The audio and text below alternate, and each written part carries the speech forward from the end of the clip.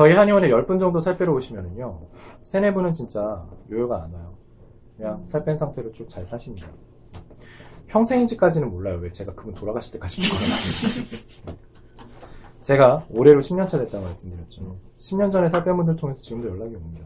왜냐하면 10년 동안 유지 잘했는데 주변에 소개 안 할 이유가 없어요. 그러니까 제가 이제까지는 입소문 소개로만 그냥 쭉 해왔는데, 세상이 요즘 너무 많이 바뀌어가지고 인터넷으로 뭐가 없으면 환자분들이 이렇게 소문 듣고 오셔서 옆에서 살 뺀 사람 보고 와서도 여기 왜 인터넷에 아무것도 없냐고 이렇게 돼버리니까 저도 답답해서 이제 이런 것도 찍고 가요.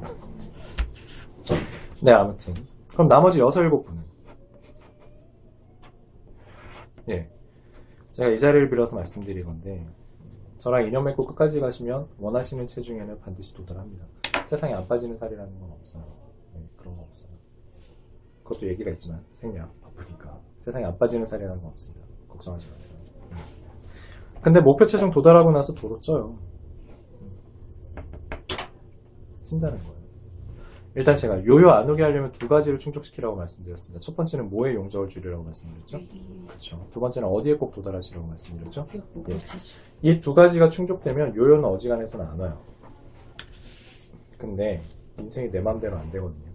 살이 찌는 과정이 있습니다. 어떤 경우에 인생에 너무 좋은 일이 있어도 살이 찌고요, 되게 힘든 일이 있어도 살이 찝니다. 좋은 일은 대표적으로 여행 같은 거. 여행 가면 살 찌죠. 특히나 해외로 가면 살 100% 찝니다. 왜 쪄요? 내가 지금 아니면 못 먹거든. 내가 이 나라 언제 또 온다고. 그쵸? 이 나라 다시 와도 이 식당 안 오고 딴 식당 가겠죠.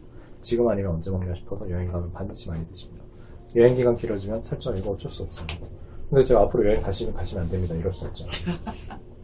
미혼 여성분들은 결혼하면 살쪄요.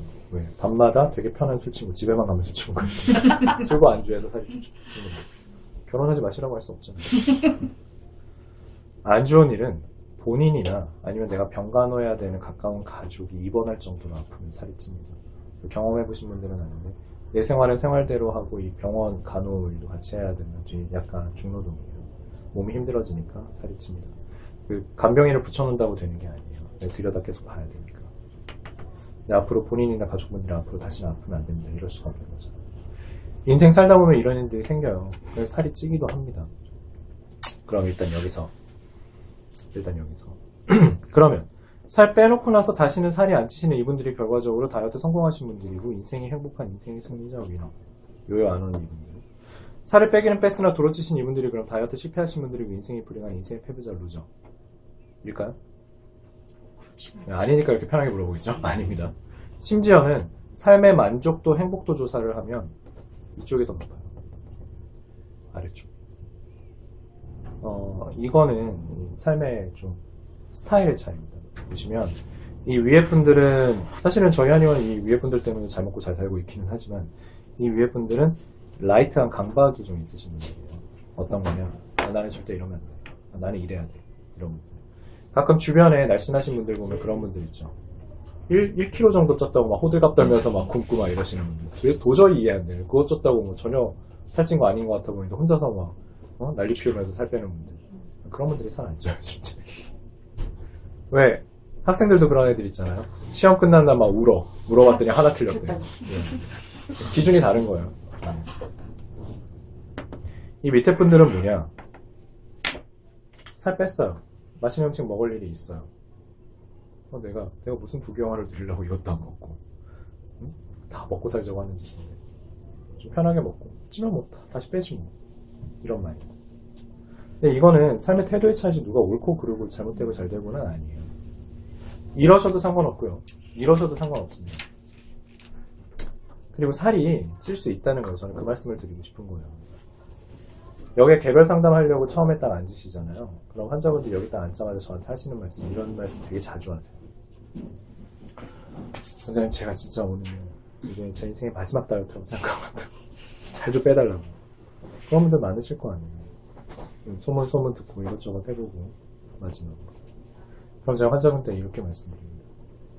환자분, 죄송하지만 인생의 마지막 다이어트는 돌아가시기 전날 시작하는 다이어트가 마지막이에요. 다이어트는 평생 하는 거예요. 맞아요. 해보신 분들은 아실 거예요. 다만 저하고 이렇게 약 먹고 뭐 운동하고 이렇게 살을 빼는 적극적인 시기가 있고, 살을 빼는 적극적 시기와 살 빼놓고 나서 유지하는 소극적 시기가 있을 뿐입니다. 네. 근데 살이 찔 수 있어요. 네. 살은 찔 수 있는데 문제는 너무 일을 크게 벌려서 연락 주지 마시라는 거예요. 완전 원상복귀 이러지 마시고. 네. 조금 쪄 있을 땐 이거는 금방 해소돼요. 제가 가이드라인 말씀드립니다. 적으세요. 마지막 도달한 목표 체중 혹은 마지막에 갔던 체중에서 3kg 찌면 연락 주셔야 돼요. 3kg. 제가 1kg, 2kg 찐 다음에 본인이 노력해서 관리해서 살 빼신 분들을 많이 봤어요. 3kg는 한 명도 못 봤어요. 3kg는 세트 포인트 변한 거예요. 이거 무빙워크 이미 올라탄 겁니다. 3kg 딱 찍는 순간 바로 연락 주세요. 그래야 돈을 아끼실 수 있어요. 3kg면 한 달이면 원상복귀 되는 거예요. 그러니까 살 빼놓고 나서 다시 찌면 어떡하지? 전전긍긍하고 굳이 사실 필요 없고요. 유지 잘 하시는 분들은 한 2년, 유지 잘 못하시는 분들은 한 1년 다시 연락 오세요.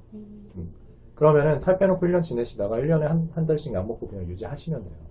봄, 가을로 보약도 먹는 사람도 있는데 그렇게 이해하시면 됩니다. 그렇게 활용하셔야지 절대 살이 찌면 안 돼 막 이렇게 해봐야 어차피 내 인생 내 맘대로 안 되니까 어느 순간 찔 수 있다고요. 그래서 일을 너무 키워서 연락 주지 마시라. 아셨죠? 네. 되셨습니다. 네.